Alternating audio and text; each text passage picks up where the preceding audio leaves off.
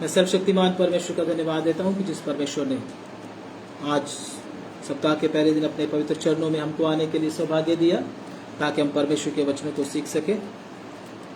हमारा परमेश्वर कितना भला है जिसने हमको आज तक संभाल के जिंदों की धरती पे रखा है ताकि हम परमेश्वर की आराधना कर सके। कितने लोगों को मौका नहीं मिला कि वो परमेश्वर की आराधना कर पाए, लेकिन हम लोगों को परमेश्वर ने मौका दिया है, सौभाग्य दिया है। तो परमेश्वर का कितना हमको धन्यवाद करना चाहिए, कितना हमको परमेश्वर की स्तुति करनी चाहिए ताकि हम परमेश्वर में आगे बढ़ सके। एक एक दिन जैसे जैसे निकलता है तो हमको परमेश्वर का धन्यवाद देना चाहिए कि आज मैं जिंदा हूं और मुझे मौका है उद्धार पाने का और उद्धार के काम को पूरा करने का। तो आइए हम परमेश्वर के वचन को मनन करने के लिए जाएंगे। आज के वचन मनन के लिए हम पढ़ेंगे प्रभु के वचन में से। धन्यवाद। मरकुस की किताब निकालेंगे प्रभु के वचन में से, उसका 4 अध्याय प्रभु के वचन में से निकालेंगे। धन्यवाद। मरकुस की किताब उसका 4 अध्याय। हालेलुया। मरकुस की किताब उसका 4 अध्याय उसका 1 वचन हम पढ़ेंगे एक बार। वह फिर झील के किनारे उपदेश देने लगा और ऐसी बड़ी भीड़ उसके पास इकट्ठी हो गई कि वह झील में एक नाव पर चढ़कर बैठ गया और सारी भीड़ भूमि पर झील के किनारे खड़ी रही। बस। तो प्रभु के वचन में इधर क्या लिखा हुआ है कि झील के किनारे प्रभु यीशु मसीह क्या देने लगा, उपदेश देने लगा और बहुत बड़ी भीड़ उधर थी। और यीशु मसीह किधर चले गए? यीशु मसीह एक नाव के ऊपर चढ़ गए और उधर बैठ कर क्या देने लगे, उपदेश। उधर बैठकर यीशु मसीह उधर बैठ गए, बैठकर क्या देने लगे, उपदेश देने लगे। कई लोग बोलते खड़े होकर उपदेश देना चाहिए, बैठकर नहीं देना चाहिए। बहुत सारे लोगों का दिमाग थोड़ा सा क्या होता है, टेढ़ा। नहीं कि बैठकर जो प्रचार करते वो सही नहीं जी, खड़े होकर करना चाहिए। यीशु मसीह बैठकर प्रचार क्यों किए फिर? बहुत सारे लोग सवाल खड़ा करते हैं ना। तो कुछ जरूरी नहीं कि आप खड़े होकर करो या बैठकर करो। ये परमेश्वर का आत्मा जैसे आपको गाइड करता है उसी प्रकार से आप क्या कर सकते हैं, प्रभु के वचन को प्रचार कर सकते हैं। प्रभु यीशु मसीह ने जैसे हमको नमूना दिखाया, कई बार प्रभु यीशु मसीह खड़े होकर प्रचार किए, कई बार प्रभु यीशु मसीह बैठकर प्रचार किए। तो इन बातों में हमने नहीं पढ़ना क्योंकि ये विवाद की बातें हैं, लेकिन वचन में लिखा है कि यीशु मसीह खड़े होकर बैठकर क्या किए, प्रचार, लोगों को उपदेश बताया।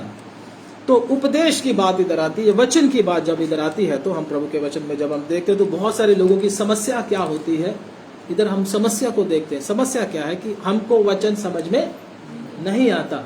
मैं आपसे ये नहीं पूछूंगा आप में से कितनों को वचन समझ में नहीं आता या वचन पढ़ने को मन नहीं करता। बहुत सारे लोगों की शिकायत होती है, होती कि नहीं होती?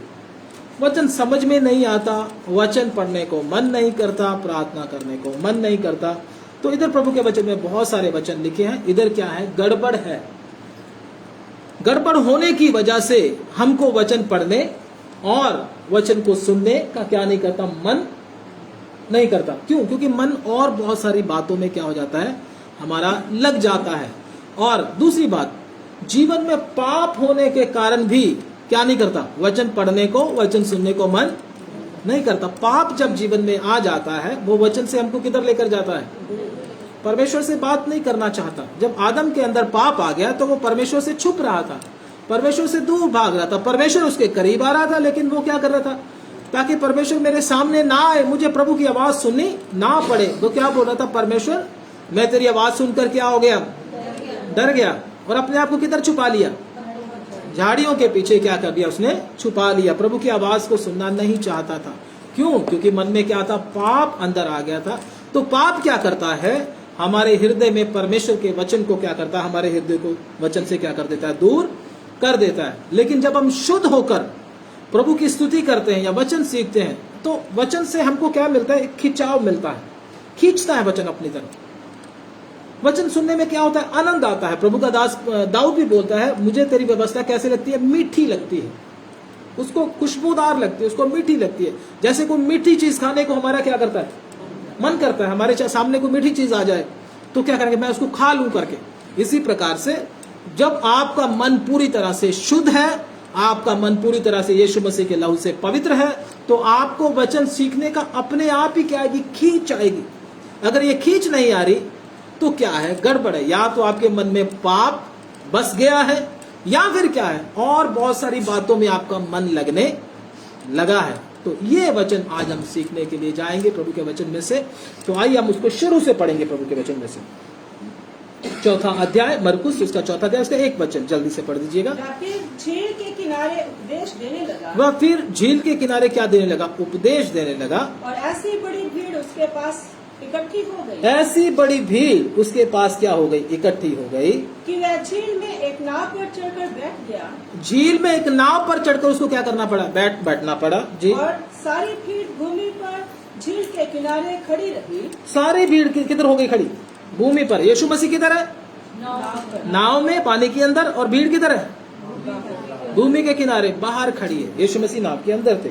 और क्या हो गया? और वह उन्हें दृष्टांतों में बहुत सी बातें सिखाने लगा। दृष्टांतों में बहुत सारी बातें प्रभु यीशु मसीह क्या करने लगे? उनको क्या करने लगे? सिखाने लगे। हाँ। और अपने उपदेश में उनसे कहा। अपने उपदेश में उनसे कहा, सुनो, एक बोने वाला बीज बोने निकला। इधर क्या? बोने वाला बीज बोने के बारे में आपने बहुत बार ये वचन सुना होगा, लेकिन आज भी प्रभु के वचन में से सीखेंगे। तो प्रभु इनको बोने वाले के, बीज बोने वाले के विषय में बताने लगे। क्यों? ऐसा क्यों बताने लगे प्रभु? क्योंकि उधर बहुत बड़ी भीड़ है। सारे लोग वचन सीखने वाले नहीं है।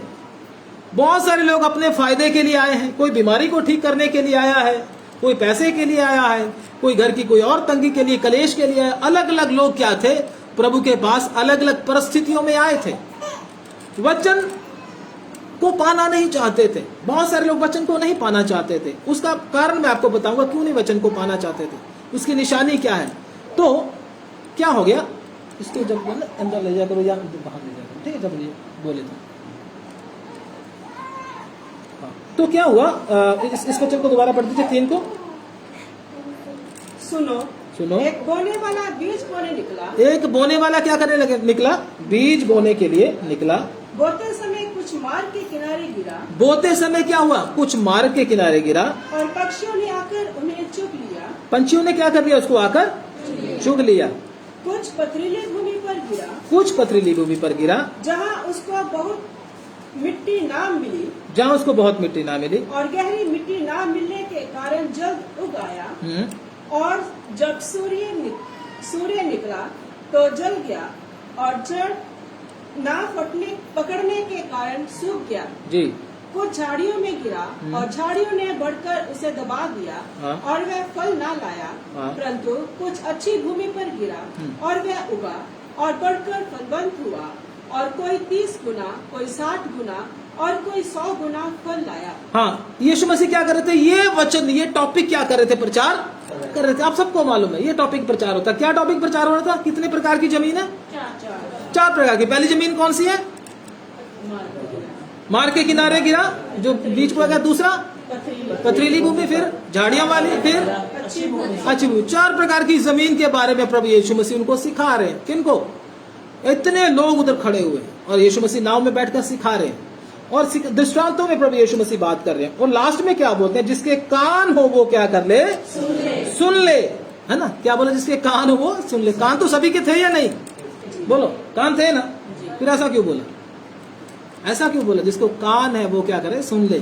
इधर भी प्रभु हमसे ऐसे ही बात करता है। जिसके कान हो वो क्या कर ले? सुन ले। प्रभु यीशु मसीह ने दृष्टांत दे दिया, सब कुछ बता दिया, लेकिन बताने के बाद मैं आपको बताता हूँ इनकी गलती क्या थी। आगे जब हम पढ़ेंगे तो आगे इसको पढ़े 10 वचन। जब वह अकेला रह गया। सुनने वाले ये सब हैं, लेकिन आगे एक बात आ रही है, ध्यान से सुनना। आप ध्यान से सुनोगे तो समझ आएगी। जब वह अकेला रह गया, कौन? प्रभु यीशु मसीह। हाँ, तो उसके साथियों ने उन 12 समेत, उसके साथियों ने क्या किया? उन 12 के समेत उससे इन दृष्टांतों के विषय में पूछा। दृष्टांतों के विषय में पूछा। किन्होंने? किन लोगों ने? चेले। जब अकेला था यीशु मसीह, उसके पास आ गए, दृष्टांतों के विषय में पूछने लगे। हाँ? उसने उनसे कहा, हाँ। तुमको तो परमेश्वर के राज्य के भेद की समझ दी गई है। तुमको तो परमेश्वर के राज्यों की भेद की समझ दी गई है। हाँ? परंतु बाहर वालों के लिए सब बातें दृष्टांतों में होती हैं। बाहर वालों के लिए सब बातें किसमें होती हैं? इधर गड़बड़ क्या है मैं आपको बताता हूँ। गड़बड़ ये है, वचन तो इन्होंने भी सुना, उन्होंने भी सुना, लेकिन जो भीड़ थी उन्होंने दोबारा आकर पूछा नहीं। उसका मतलब नहीं समझना चाहा। प्रभु जी जो आपने बताया था उसका अर्थ क्या है? उसको हम कैसे फॉलो करें, उसके अनुसार हम कैसे चले, पूछा नहीं, बस खा पी के क्या हो गए, निकल गए। लेकिन इनको वचन की क्या थी, भूख थी। प्रभु यीशु मसीह के पास दोबारा आए अकेले में वचन पे डिस्कस करने के लिए। इसका क्या अर्थ है, इसका क्या अर्थ है।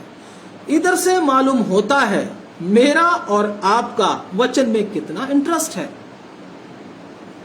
अगर हम वचन इधर ही सुनकर छोड़ देते हैं तो हम किन की तरह, बाहर वालों की तरह। किन की तरह, संडे को वचन, पिछले संडे कौन सा वचन हुआ था अगर पूछूं तो बोलोगे याद नहीं, समझे ना। तो वचन को हम क्या नहीं रखते, याद नहीं रखते, उसको दोबारा अप्लाई नहीं करते, उसको दोबारा रिपीट नहीं करते। जो मैंने सीखा था वो क्या था, बस इधर से सुना और जाते ही क्या हो गए, भूल गए। तो प्रभु उनको क्या कहता है, बाहर वालों के लिए ये लिखा ना, ये पढ़ो इस वचन को। तुमको तो परमेश्वर के राज्य के भेद की समझ दी गई है जी, परंतु बाहर वालों के लिए सब बातें दृष्टांतों में होती हैं। हाँ, बाहर वालों के लिए सब बातें दृष्टांतों में, उनको वचन समझ में नहीं आएगा। क्यों? क्योंकि वो पूछना नहीं चाहते, वो सीखना नहीं चाहते, वो दोहराना नहीं चाहते। अब ये बाहर वाले कौन है, जरा देख लें प्रभु के वचन में से। बाहर वाले, प्रभु ने बोला बाहर वालों के लिए दृष्टांतों में है, तो ये बाहर वाले कौन है प्रभु के वचन में हम पढ़ेंगे। प्रकाशित वाक्य की किताब निकालेंगे हम प्रभु के वचन में से, उसका 21 अध्याय, 22 अध्याय निकाल लीजिए पहले, उसका 15। पर कुत्ते और टोने और व्यभिचारी, हाँ, और हत्यारे और मूर्ति पूजे और हर एक झूठ का चाहने वाला और गढ़ने वाला बाहर रहेगा। बाहर रहेगा। ये बाहर रहने वाले कौन है, समझ में आ गया, ये बाहर रहने वाले। दूसरा, अभी 21 का 8 वचन पढ़ लीजिए। परंतु डरपोकों, हाँ, और अविश्वासियों, हाँ, और घिनौनों, हाँ, और हत्यारों, हाँ, और व्यभिचारियों, जी, और टोहनों और मूर्ति पूजकों, हाँ, और सब झूठों का भाग उस झील में मिलेगा जो आग और गंधक से जलती रहती है। जो आग और गंधक से क्या होती है, ये भी बाहर वाले। ये काम करने वाले कौन है, बाहर वाले। इनको, जिनके अंदर ये चीजें हैं, उनको वचन से कोई मतलब नहीं होता। मैं आपको बताऊंगा, सुनेगा जरूर लेकिन वचन से मतलब नहीं होगा। तो प्रभु उनको क्या बोलता, बाहर वाले करके प्रभु यीशु मसीह उसको बोलता है। एक वचन और पढ़ लीजिए, गलातियों की किताब, उसका 5 अध्याय और उसका 19 वचन से लेकर 21 वचन तक पढ़ेंगे, जिसको मिल जाए पढ़ते हैं। शरीर के काम तो प्रकट हैं, शरीर के काम तो प्रकट हैं, अर्थात व्यभिचार, गंदे काम, लुचपन, मूर्ति पूजा, टोना, बैर, झगड़ा, क्रोध, विरोध, कूट और विधर्म, हाँ, दाह, मतवालापन, लीला क्रीड़ा और इनके जैसे और काम हैं। हाँ, इनके विषय में मैं तुमसे पहले से कह देता हूँ, जी, जैसा पहले कह भी चुका हूँ, जी, कि ऐसे काम करने वाले परमेश्वर के राज्य के वारिस ना होंगे। ऐसा काम करने वाले किधर रहेंगे, बाहर रहेंगे, परमेश्वर के राज्य के वारिस ना होंगे। प्रभु यीशु मसीह उन लोगों के विषय में बात कर रहे थे। उधर ही आ जाओ, उसी वचन में, मरकुस की किताब में, उसका 4 अध्याय हम पढ़ रहे थे, हाँ, और उसका 10 और 11 वचन दोबारा पढ़ दीजिए। जब वह अकेला रह गया, हाँ, तो उसके साथियों ने उन 12 समेत उससे इन दृष्टांतों के विषय में पूछा। दृष्टांतों के विषय में पूछा, क्यों? क्योंकि उनको भूख थी। उनको क्या थी, परमेश्वर के वचन को जानने की और सीखने की भूख थी। लेकिन दूसरों ने पूछा, वो बात है, बस ठीक है, जो बता दिया बहुत हमारे लिए, हमें कोई इसमें कोई लेना देना नहीं। पता नहीं कितना बोल गया प्रभु, हमको तो रोटी चाहिए थी, हमको तो, हमारा तो बीमार था, उसको चंगा करवाना था, पता नहीं क्या बोला, हमें कोई मतलब नहीं उससे। लेकिन चेले क्या बोले, जो उसने कीमती वचन बोले हैं वो हमको क्या करना, अच्छे से क्या करना है, सीखना है। उसको आदर देते थे, उस वचन को आदर देने के कारण वो प्रभु यीशु मसीह के पास एकांत में उसके पास गए और उसको क्या करने लगे, वचन पूछने लगे। प्रभु यीशु मसीह ने भी उनको क्या किया, वचन खोलकर बताया। जब हम प्रभु के वचन में से सीखते हैं, इधर जाकर हमको जितना प्रभु देता है, लेकिन उससे भी ज्यादा खोलकर क्या देता प्रभु हमको, कब देता है, जब हम प्रभु के चरणों में क्या करते हैं, बैठते हैं, अकेले में जब बैठते हैं। चेले भी कब गए, अकेले में जब हम बैठते तो प्रभु हमको क्या करके देता है, वचनों को खोलकर देता है। तो इसलिए मुझे और आपको क्या करना है, प्रभु के वचन को क्या करना, अकेले में वचन को खोलकर बैठना है। जो मैंने संडे को सीखा था, बुधवार को सीखा था, और मैंने जो शुक्रवार को सीखा था, प्रभु क्या है वो मुझे खोल कर दे। फिर प्रभु क्या कहता है, हमको खोलकर सिखाते हैं वचन, प्रभु के वचन में से। और वो वचन जो प्रभु सिखाएगा वो आपके दिल में काम भी करेगा। वो क्या करेगा, वो आपके जीवन को क्या करेगा, बदलेगा भी। वचन सीखने का कारण क्या है, मतलब क्या है, वो हमारे जीवन को क्या करे, बदले। हम अपने आप ठीक हो, वचन क्या करता है, हमारे जीवन में क्या करता है, काम करता है और उसको बदल देता है। जैसे दूध में थोड़ा सा क्या डाल देते हैं, खट्टा डाल देते हैं, दही डाल देते हैं, और उसके बाद वो धीरे धीरे बढ़ते बढ़ते क्या हो जाता है, पूरे का पूरा दही बन जाता है। इसी प्रकार से परमेश्वर का वचन भी है, जब हमारे हृदय में आता है, आते रहते बदलते हमको एक दिन वचन जैसा ही बना देता है, प्रभु यीशु मसीह जैसा ही बना देता है। इसलिए वचन हम इसलिए सीखते हैं, हम पाठ करने के लिए नहीं आते, कहानी या कथा सुनने के लिए नहीं आते हैं। वचन इसलिए लेते, ये वचन हमारे दिल में आए और हमारे जीवन को क्या कर दे, बदल के रख दे। इसलिए हम परमेश्वर के वचन को सीखने के लिए आते हैं प्रभु के चरणों। चेले भी गए, यीशु मसीह उनके पास आया। चेले गए एकांत में, यीशु मसीह को ढूंढते रहे होंगे, कहाँ है यीशु, कहाँ है यीशु, कहाँ है यीशु। फिर यीशु मसीह जब मिले होंगे तो उधर बैठकर क्या करने लगे, प्रभु यीशु मसीह से पूछने लगे। तब प्रभु यीशु मसीह ने बताया। अगर चेले ना पूछते तो प्रभु यीशु मसीह ने बताना। हमको भी क्या करना, प्रभु से क्या करना, पूछना है, प्रभु ये समझ में नहीं आता, आप मुझे बताएं। जो ये वचन सीखता है, जिसका ऐसा मन होता है, उसके अंदर क्या नहीं है, दुष्टता, पाप उसके अंदर नहीं है, अपने आप ही खिंचाव होगा आपको। चेलों के अंदर उस समय क्या नहीं था, प्रभु ने उसको शुद्ध कर, प्रभु ने बोला तुम सब शुद्ध हो। शुद्ध जब कर दिया था तो उनका अपने आप वचन सीखने को क्या था, मन था, अपने आप प्रभु के पास चलकर गए। बाकी गए क्यों, क्योंकि उनके अंदर ये चीजें थी जो हमने पढ़ी है, व्यभिचार, ये वो लटरम जटरम, बहुत सारा प्रभु के वचन में लिखा हुआ क्या था, मतवालापन, लीला क्रीड़ा, और भी बहुत सारी ऐसी बातें जो प्रभु के वचन के अनुसार नहीं है, वो सी थी ये बातें। तो ये जब थी तो उन्होंने क्या कर दिया, प्रभु यीशु मसीह के पास दोबारा गए नहीं, अपना जो उनको चाहिए था वो पाकर निकल गए। अब हम पढ़ते आगे 12 वचन। इसलिए जी कि वे देखते हुए देखें जी, और उन्हें सुनाई ना पड़े जी, और सुनते हुए सुने भी और ना समझे, ऐसा ना हो कि वे फिरे और क्षमा किए। इधर आती है बहुत खतरनाक बात, ध्यान से सुन लीजिएगा इसको। प्रभु यीशु मसीह कहते मैं दृष्टांतों में उनके साथ इसलिए बात करता था क्योंकि वो क्या कह रहे, देखते हुए भी ना देखें, है ना, ये लिखा ना, वो देखते हुए देखें और उन्हें सुनाई ना पड़े, सुझाई ना पड़े, है ना, सुझाई लिखा ना, सुझाई ना पड़े, और सुनते हुए सुने भी और ना समझे।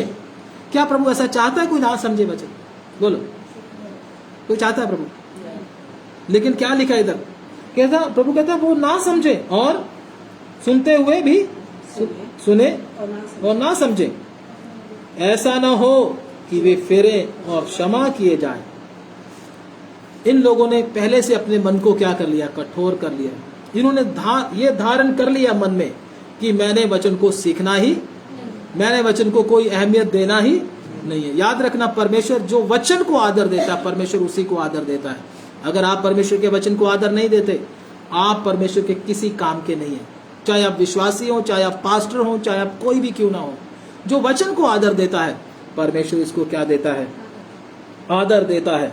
तो अब 13 वचन पढ़ लें जो बीच के विषय में लिखा है। फिर उसने उनसे कहा, फिर प्रभु यीशु मसीह ने भेद खोलने शुरू किए उधर।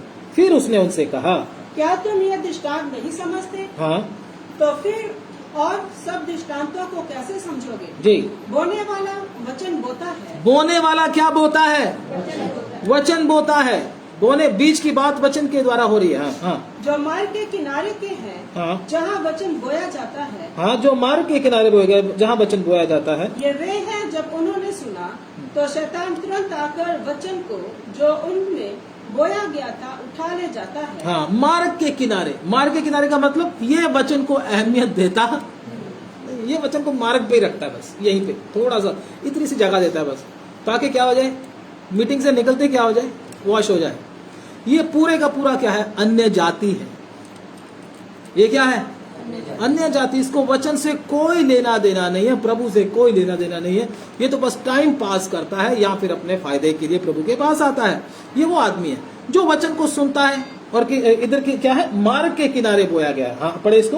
वैसे ही जो पथरीली भूमि पर बोए जाते जो मार्ग के किनारे के हैं वहाँ वचन बोया जो गया। मार्ग के किनारे के हैं, हाँ जहाँ वचन बोया जाता है, हाँ। ये वे हैं कि जब उन्होंने सुना तो शैतान तुरंत आकर वचन को जो उनमें बोया गया था उठा ले जाता है। हाँ, शैतान तुरंत आता। इनके पास किधर आता है शैतान? तुरंत आता। क्यों आता है शैतान इनके पास तुरंत? क्योंकि शैतान को मालूम है ये वचन को अहमियत देने वाला व्यक्ति नहीं है। वचन इसके अंदर क्या करेगा, इसके अंदर से मैं निकाल ही लेता हूं। क्योंकि इसने वचन को क्या रखा, मार्ग के किनारे, मतलब सामने रखा। बस मुझे ये नहीं चाहिए, मुझे ये अच्छा नहीं लगता, टाइम पास करता हूं मैं तो बस। शैतान आया, उसके पास कौन आता है? शैतान आता है। जो वचन को ध्यान से सुनता, शैतान आया, आकर क्या चुरा कर ले गया? पैसे, क्या गहने चुरा कर ले गया घर से? क्या चुरा कर ले गया? शैतान को मालूम है इसको वचन की कोई अहमियत नहीं है। यह वचन को क्या समझता है? तुच्छ समझता है। गहने शैतान नहीं चुराएगा, पैसा नहीं लेकर जाएगा, लेकिन क्या चुराएगा? वचन चुराएगा। शैतान को मालूम है वचन कितना कीमती है। शैतान बोलता है कि इसको तो वचन की अहमियत पता नहीं, मुझे तो पता है ना, मैं इसके अंदर से क्या कर लेता हूं, निकाल लेता हूं, इसके काम का नहीं है वचन, ठीक है ना। तो ऐसे व्यक्ति के मन से शैतान क्या कर लेता है? वचन निकाल लेता है। ऐसे व्यक्तियों को याद नहीं रहता वचन। क्यों? क्योंकि हमारा दिमाग ऐसा होता है, जो जरूरी चीजें होती है, हमारा माइंड के बारे में जरा सुने। जो हमारा माइंड होता है वो क्या करता है? जरूरी चीजों को स्टोर करके रखता है। बाकी सब क्या होती है? हो जाती है, वॉश आउट हो जाती है। जब हम सुबह उठते हैं तो कल की चीजें क्या हो जाती हैं? जो जरूरी नहीं, वो क्या हो जाती है? निकल जाती है कि नहीं निकल जाती? जो जरूरी होती है वो हम क्या रखते हैं? उसको खास जगह पर रखते हैं माइंड की, वो हमें हमेशा याद। लेकिन ये गलती परमेश्वर की नहीं, गलती हमारी है, क्योंकि हम ऐसी जगह पर वचन को रख लेते हैं जो जिधर से निकलने वाला हो। लेकिन जरूरी बातें अंदर दिल में रखते हैं, वो हमेशा बुढ़ापे तक क्या रहती है। हमारी माताओं बहनों को क्या रहता है? याद रहता है किसको कितने पैसे दिए थे, कितना सगन दिया था, देते थे ना, वही खाते में लिखते हैं, तो उनको तो ऐसे ही याद होता है सारा। लेकिन अगर उनको वचन की बात करो तो बोलो ये तो मुझे याद नहीं, यही होता ना। तो लेकिन क्या करता है? इसका कारण क्या है? हम वचन को इतना अहमियत देते नहीं है। आगे पढ़ दीजिए। वैसे ही जो पथरीली भूमि पर बोए जाते हैं, वैसे ही जो पथरीली भूमि पर बोए जाते हैं, ये वे हैं जो वचन को सुनकर तुरंत आनंद से ग्रहण कर लेते। हाँ, पथरीली भूमि पर ध्यान से सुनिएगा। ये वचन को सुनते हैं, ये भी सुनते हैं, वो भी सुनता था, ये नहीं ये सुनता नहीं था। कौन? पथरीली मार्ग के किनारे बोने वाला, ये भी सुनता। लगता था ये तो बड़ा ही क्या है, वचन को ध्यान से लगता तो था, लेकिन ये क्या कर रहा था? दूसरों को भी धोखा दे रहा था, अपने आप को भी धोखा दे रहा था, दूसरों को भी धोखा दे रहा था। वचन को ध्यान से नहीं सुनता था, बाद में वचन से कोई मतलब नहीं रखता था। और अब आ गया दूसरा, ये क्या है? दोबारा पढ़ दीजिए। वैसे ही जो पथरीली भूमि पर बोए जाते हैं, वैसे ही जो पथरीली भूमि पर बोए जाते हैं, ये वे हैं वचन को सुनकर तुरंत आनंद से ग्रहण कर लेते हैं। वचन को सुनते हैं, बड़े आनंद से क्या कर लेते हैं? मान लेते हैं, ग्रहण कर लेते हैं। हाँ, परंतु अपने भीतर जड़ न रखने के कारण हाँ, वह थोड़े ही दिनों के लिए रहते हैं। हाँ, उसके बाद जब वचन के कारण उन पर क्लेश या उपद्रव होता है तो वे तुरंत ठोकर खाते हैं। बस अब इधर रुक जाइए। दूसरे नंबर का आदमी कौन आ गया? अब ये आ गया पथरीली भूमि वाला। पथरीली भूमि में क्या नहीं है? जड़ नहीं है, बाकी सब कुछ है। वचन सुनता है, प्रार्थना करता है, गाना भी बड़ी ऊंची आवाज में गाता है, सब कुछ होता है, लेकिन जड़ नहीं है। जड़ ना होने के कारण, जड़ क्या है बोलो? जड़ परमेश्वर का प्रेम है, जो क्या करके रखता है? एक पेड़ रूपी विश्वासी को क्या करके रखता है? संभाल कर रखता है। उधर से उसको क्या मिलता है? भोजन मिलता है, ताकत पाता है, बलवंत होता है, ठीक है ना। इसकी जड़ नहीं। दिखने में क्या है? बड़ा अच्छा पौधा, ये भी निकल आया जल्दी से, दिखने में अच्छा विश्वासी है, लेकिन जड़ नहीं है। पता कैसे चलता है? जैसे ही मसीह में आकर आते ही विरोध शुरू होता है, निंदा शुरू होती है, लोग ताने देने लगते हैं, बुरे बुरे इल्जाम लगाने लगते हैं, बुरी बुरी बातें बनाने लगते हैं, ये क्या हो जाता है? परेशान हो जाता है, दुखी हो जाता है। दुखी होकर क्या कर जाता है? मसीह को ही छोड़ देता। बोलो रहने दो पर। क्यों? क्योंकि ये उसको झेल नहीं पाया, उस परेशानी को, उस प्रेशर को झेल नहीं पाया। क्यों नहीं झेल पाया? क्योंकि परमेश्वर के साथ, मसीह के साथ इसको प्रेम ही नहीं है। इनको तो दुनिया की चीजों के लिए आया था, ये तो इज्जत पाने के लिए आया था, ये तो शादी कराने के लिए आया था, ये तो नौकरी के लिए आया था, ये तो अपनी सुख शांति के लिए आया था, इसीलिए भाग गया। खड़ा कौन रहता है? जो मसीह के प्रेम से बंधा हुआ है, जिसकी जड़ मसीह का प्रेम है, उसको कोई हिला, कितनी आंधी आए, कितने तूफान आए, कितनी मुश्किलें आए, कितनी निंदा आए, कुछ भी आ जाए, ये हिलने वाला नहीं है। तो ये क्या है? दिखने में विश्वासी, अच्छा विश्वासी है, लेकिन ये नकली विश्वासी है, ये एक्टिंग करता है। अच्छे विश्वासी होने की क्या करता है? एक्टिंग करता है। अच्छा विश्वासी नहीं है, क्योंकि इसकी क्या नहीं है? जड़। हर विश्वासी की क्या होना है? जड़ होना बहुत जरूरी है। अगर आपकी जड़ नहीं है तो आप क्या हो जाओगे? बहुत जल्दी गिर जाओगे। आगे, जो झाड़ियों में बोए गए थे। हालेलुया, बोलो हालेलुया, हालेलुया। आगे, जो झाड़ियों में बोए गए थे, जो झाड़ियों में बोए गए, ये वे हैं हाँ। जिन्होंने वचन सुना। अब झाड़ियों वाले की बारी आ गई। ये जो जमीन है, आगे बढ़े, और संसार की चिंता हाँ। और धन का धोखा और अन्य वस्तुओं का लोभ उनमें समाकर वचन को दबा देता है। हाँ, इधर जो झाड़ियों में बोए गए, उन्होंने भी क्या किया? वचन सुना। सुनते सब है, हाँ। और संसार की चिंता, धन का धोखा और अन्य वस्तुओं का लोभ उनमें समाकर वचन को दबा देता। हाँ, संसार की चिंता। अगर मैं बपतिस्मा ले लूंगा तो मेरा बाप क्या बोलेगा? अगर मैं बपतिस्मा ले लिया तो मेरे गांव वाले क्या बोलेंगे? अगर मैंने प्रभु को पा लिया तो मेरे मोहल्ले वाले क्या कहेंगे? मेरे माँ बाप क्या करेंगे? मेरे रिश्तेदार क्या करेंगे? वो तो मुझे मार डालेंगे, वो तो मेरे खिलाफ हो जाएंगे। तो ऐसा करके कई लोग क्या हो जाते हैं? संसार की चिंता करने लगते हैं, क्योंकि संसार क्या करता है? उनको डराता है, धमकाता है, और वो क्या पड़ जाते हैं? चिंता में पड़ जाते हैं। तो ऐसे लोग कौन से हैं? ऐसे झाड़ियों के बीच में बोया गया बीज। क्यों? क्योंकि वो क्या है? वो भी क्या होगा? बढ़ेगा, लेकिन क्या नहीं होगा? आगे नहीं बढ़ेगा। जो बीज होता है वो क्या होता है? उसका पौधा बढ़ता है, ये तो बढ़ तो जाएगा, लेकिन झाड़ियां ऊपर आ जाएंगी, फिर उससे आगे नहीं जा पाएगा, उससे आगे कभी नहीं जा पाएगा। क्यों? क्यों? उसका कारण क्या है? संसार की चिंता उसको क्या कर देती है? दबाती है। धन का धोखा क्या है? आगे क्या लिखा? धन का धोखा। वो क्या है? अरे झूठ नहीं बोलेंगे तो खाना कैसे खाएंगे? बच्चे कैसे पलेंगे? चोरी नहीं करेंगे तो चोरी नहीं करेंगे, पैसे इकट्ठे कैसे करेंगे? फिर बैंक बैलेंस कैसे बनेगा? चोरी नहीं करेंगे। चोरी तो पास्टर जी करनी पड़ेगी, क्या करें? बैंक बैलेंस भी तो बनाना है, तनख्वाह से थोड़ी ना काम चलता है, सैलरी से काम नहीं चलता है, ये भी तो करना पड़ेगा। ये कौन करेगा? तो धन का धोखा भी क्या करता है? वचन को क्या करता है? वो भी बंदा आगे नहीं बढ़ पाता, वो लटका रहता है बीच में ऐसे। वो दूसरों को भी क्या करता है? खराब करता है कि नहीं करता? वो लटका रहता है। वो धन की बात करेगा, ठीक है, और बहुत सारी दुनियावी चीजों की बात करेगा। ऐसा कैसे? चिंता, यही चिंता में पड़ा रहेगा, धन की चीजों में। तो संसार की चिंता और क्या लिखा है? धन का धोखा और अन्य वस्तुओं का लोभ, हाँ, उनमें समाकर वचन को दबा देता है, हाँ, और वह निष्फल रह जाता है। मैं आपको बोलता हूँ, ज्यादा तौर जो जमीन है वो खराब जमीन है, वो वचन को ना समझने वाले लोग ही हैं। क्योंकि एक जमीन के बारे में लिखा हुआ, वो कौन सी है? जो लास्ट में बताएगा, अच्छी भूमि। लेकिन ज्यादातर क्या है? ज्यादा तो खराब है, अलग अलग वैरायटी है।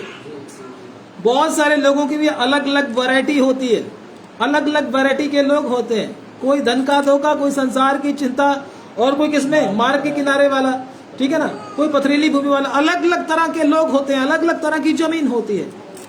और पास्टर ने क्या करना है? वचन को लेकर क्या कर देना है? प्रभु से लिया वचन और क्या कर दिया? छीटा, मार दिया। अब कौन कितना बढ़ रहा है उस भूमि के ऊपर क्या करता है? डिपेंड करता है। इसलिए मैंने और आपने अगर वचन को समझना है तो अपनी भूमि को क्या रखें? ठीक रखें, अच्छी भूमि बनाएं। प्रभु को बोले, प्रभु मैं अच्छी भूमि बनना चाहता हूं, तो प्रभु आपको क्या करेगा? अच्छी भूमि बनाएगा। और 20 वचन पढ़ दीजिए। और जो अच्छी भूमि में बोए गए जी, ये वे हैं जी, जो वचन सुनकर ग्रहण करते और फल लाते हैं। जी, वचन सुनकर क्या कर लेते हैं? उसको ग्रहण कर लेते हैं। वचन सुन लिया और उसको ग्रहण कर लिया, हाँ, और फल लाते हैं, और फल लाते हैं। कोई 30 गुना, हम्म। कोई 60 गुना और कोई 100 गुना। हाँ, इनकी क्या है, जड़ है। उनकी जड़ नहीं थी, जड़ थी अलग अलग तरह से सूख गई, झाड़ियां आ गई आगे तो भी नहीं बढ़ पाए, ठीक है जी। इनकी जड़ नहीं थी, बाकी इसकी ये जो थी अच्छी भूमि में जो बोया गया था, इसमें क्या होगी, जड़ बन गई। जड़ बनने के कारण ये क्या लेकर आया, फल लेकर आया, ठीक है जी। मुश्किल तो इसके ऊपर भी आई होगी, धूप तो इसके ऊपर भी पड़ी होगी, नहीं पड़ी होगी, तूफान आए होंगे नहीं आए होंगे, सब कुछ हुआ होगा, लेकिन ये जड़ की वजह से खड़ा रहा। इसकी मुख्य चीज क्या थी, जड़। जड़ क्या है, मसीह का प्रेम। प्रभु का दास पौलुस के अंदर ये होने के कारण वो बोलता है, कौन हमें मसीह के प्रेम से अलग करेगा। अगर आपके अंदर मसीह का प्रेम नहीं है, कितनी भी दुआएं कर लो, कितने भी रोजे रख लो, फास्ट रख लो, कितने भी आप कोशिश कर लो, आप खड़े रह नहीं पाओगे। जब मुश्किल आएगी आप ढह जाओगे। एक मकान जैसे गिर जाता है भूकंप आने से, आप भी ऐसे गिर जाओगे। प्रभु को बोले, प्रभु मुझे तेरे प्रेम से भर दे। प्रभु के प्रेम कभी टलता नहीं। प्रभु का वचन कहता कभी नहीं टलता, मतलब कुछ भी जीवन में हो जाए वो कभी टलेगा नहीं। अपने अंदर जड़ रखे, जड़ के बिना हम किसी काम के, ये प्रभु यीशु मसीह उनको सिखाना चाहता है। लेकिन बाहर वालों को क्या प्रभु ने बोला, बाहर वालों को क्या बोला प्रभु ने, उनको बाहर वालों को किसके विषय में बोला, वो नरक की आग में जाने वाले लोग हैं। ये वचन को अहमियत देने वाले नहीं है। मैंने और आपने आज सुबह के समय अपने आप को जांच कर देखना, कहीं मैं बाहर वाला तो नहीं। अगर मुझे वचन समझ में नहीं आ रहा, मुझे वचन में इंटरेस्ट नहीं है, तो कहीं मैं बाहर वाला तो नहीं। प्रभु के सामने पश्चाताप करें, वापिस आ जाए और प्रभु को बोले, प्रभु तेरा वचन मुझे मीठा लगने लगे, तेरे वचन को सुनकर मुझे खिंचाव हो, मैं खिंचा हुआ चला हूं और खिंचा हुआ तेरे वचन को सीखूं। और प्रभु मेरे मन में प्रभु तेरे वचन को सीखने का और मन आए। जब ऐसे आप प्रभु के सामने प्रार्थना करोगे तो प्रभु आपको इस बुरी भूमि में से अच्छी भूमि क्या कर देगा, बनाएगा। आपके अंदर क्या करेगा, हल चलाएगा। हल चलाकर अच्छी तरह से ये फालतू जो पत्ते हैं, जंगली पेड़ हैं, जंगली बूटियां हैं, वो उनको निकाल कर आपको एक अच्छी भूमि प्रभु बनाएगा अपने वचन के द्वारा। वो भी अगर हम प्रार्थना करेंगे। गलती उनकी क्या थी, उन्होंने प्रभु से पूछा नहीं। अभी हमारे सामने क्या है, हमने क्या करना है, प्रार्थना करना। आज जो प्रार्थना करेगा प्रभु के सामने, प्रभु मुझे अच्छी भूमि बनना है, वो अच्छी भूमि बनेगा। जो बोलेगा क्या करना, छोड़ो, अच्छी भूमि बनकर उसका कुछ नहीं होने वाला। मैं आपको बता दूं, आज वही यीशु जिसने चेलों को, 12 चेलों को ये भेद बताया था, सिखाया था, आज वही यीशु हमारे बीच में भी खड़ा है। अगर आप उसके सामने ये प्रार्थना करते हैं, मैं अच्छी भूमि बनना चाहता हूँ प्रभु, मैं बाहर वाला बनना नहीं चाहता, प्रभु आज आपको बनाने के लिए तैयार है। प्रार्थना करें। हालेलुया, धन्यवाद। हमारा प्रभु ना कभी हमको छोड़ता है, ना कभी त्यागता है। हालेलुया, अपने आप को तैयार करें। हालेलुया, प्रभु का वचन हमने सीखा है। धन्यवाद। वचन को तुच्छ ना जाने, वचन को तुच्छ ना जाने। यह हमारे जीवनों को बदलने की शक्ति रखता है। आदि में वचन था, वचन परमेश्वर के साथ था और वचन ही परमेश्वर था। मुझे आपको वचन को आदर देना। हम किसी मनुष्य को आदर नहीं दे रहे। सर्वशक्तिमान परमेश्वर का वचन है, उसका कलाम है, उसको आदर दें, उसको पहला स्थान दें, तभी हम प्रभु में आगे बढ़ पाएंगे। हालेलुया, तभी मसीह हमारे साथ बात करेगा। चेलों ने वचन को अहमियत दिया, प्रभु ने उनके साथ बात किया। प्रभु बहुत सारे लोगों के साथ बात क्यों नहीं करता है? कारण उनको परमेश्वर का वचन नहीं चाहिए। जिसको परमेश्वर का वचन चाहिए उसी के साथ बात करेगा, उसी को ही समझाएगा, उसी को ही सिखाएगा। अगर आप भी प्रभु के वचन को सीखना चाहते हैं, उसके वचन को आदर देना चाहते हैं, वो आपको सिखाने के लिए तैयार। आपने बोलना, प्रभु मैं सीखना चाहता हूं, मैं अच्छी भूमि बनना चाहता हूं। चेलों ने भी बोला, प्रभु ने किया। दूसरे लोगों ने नहीं बोला, चुपचाप चले गए। प्रभु ने उनको बोला, ये बाहर वाले। हालेलुया, हालेलुया, अनंत काल की झील में जाने वाले, वचन को जो आदर नहीं देते, अनंत काल की झील में जाने वाले। मैंने और आपने किसी को नहीं देखना, मैंने और आपने खुद को चेक करना है। मैं वचन को कितना आदर देता हूं, मैं वचन की कितनी अहमियत देता हूं वचन को।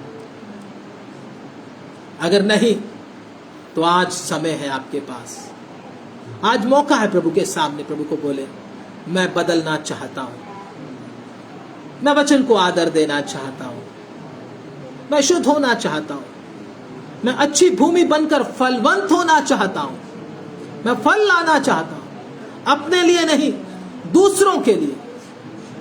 फल दूसरों के लिए होते हैं, हालेलुया, अपने लिए नहीं। मैं प्रभु के लिए जीना चाहता हूं। प्रभु जरूर आपको बदलने के लिए तैयार है। आप अपने अपने लिए प्रार्थना करें। हम आप अपने अपने हृदय की हालत को देखें। Hallelujah, hallelujah. हमारा प्रभु वही हमारे बीच में है, वही सामर्थी परमेश्वर हमारे मध्य में विराजमान है, वही सामर्थ से भरा हुआ यीशु मसीह हमारे मध्य में। उनके जीवनों को बदला, हमारे जीवनों को भी बदलेगा। मुझे इस बात का भरोसा है, जिसने मेरे अंदर अच्छा काम आरंभ किया है वो अपने आने के दिन तक उसको पूरा करेगा। हालेलुया, धन्यवाद। प्रार्थना करेंगे। हालेलुया। सिस्टर पूनम के साथ प्रार्थना करेंगे। धन्यवाद करते हैं महान परमेश्वर प्रभु जी, पिता अच्छा सौभाग्य देने के लिए प्रभु जी कि हम आपके चरणों में बैठ करके प्रभु जी आपका वचन सुनने पाए मेरे खुदावन प्रभु जी। आज बहुत देरी लोग हैं परमेश्वर प्रभु जी जो इस तरह का खराई का वचन नहीं सीख पा रहे परमेश्वर, किंतु आपने हम जैसे मूर्खों को अपनी संगति में बिठाया परमेश्वर, अपने वचन को सिखाने के लिए मेरे परमेश्वर। प्यारे पिता परमेश्वर प्रभु जी, हम सभी दुआ करते हैं मेरे परमेश्वर प्रभु जी, हमारे हृदय को परमेश्वर प्रभु जी पिता परमेश्वर एक अच्छी भूमि बना मेरे परमेश्वर। धन्यवाद। हम आपके वचन को आदर देने वाले बन सके मेरे परमेश्वर। हालेलुया। प्यारे परमेश्वर प्रभु, कैसी भी परिस्थितियां आए मेरे परमेश्वर प्रभु जी, आपका प्रेम हमें सदा बना रहे मेरे परमेश्वर। धन्यवाद पिता, आपके प्रेम में हमें परमेश्वर जड़ पकड़ने दे मेरे खुदावन। धन्यवाद। ये हमारे बल और हमारी शक्ति से नहीं परमेश्वर, वरन आपकी सामर्थ से सब कुछ संभव हो सकता है मेरे परमेश्वर। धन्यवाद। कृपा कर, दया कर परमेश्वर प्रभु जी। प्यारे परमेश्वर प्रभु जी, एक एक को परमेश्वर प्रभु जी अपनी पवित्र आत्मा की भरपूरी से भर मेरे परमेश्वर। हालेलुया। और अपने वचन में चलने के लिए प्रभु कृपा दे मेरे परमेश्वर। धन्यवाद। धन्यवाद देते हैं मेरे परमेश्वर। ऑनलाइन जिन्होंने भी वचन सुना परमेश्वर, उन्हें भी परमेश्वर प्रभु जी इसी प्रकार की आशीष देना मेरे खुदावन परमेश्वर प्रभु। धन्यवाद देते हैं मेरे परमेश्वर। सारा आदर मान महिमा जलाल आपके नाम को मिले मेरे पिता। इस प्रार्थना को प्रभु यीशु मसीह के नाम में मांगते हैं, आमीन, आमीन, आमीन। अब हमारे खुदावंद प्रभु यीशु मसीह का फजल, पिता परमेश्वर का प्रेम, पवित्र आत्मा की सहभागिता और संगति हम सबके साथ, तमाम प्रभु के संतों के साथ, हमारे खुदावंद प्रभु यीशु मसीह की आमद तक होता रहे। आमीन, आमीन। सबको जय मसीह की। प्रभु आप सबको बहुत बहुत आशीष दे। God bless.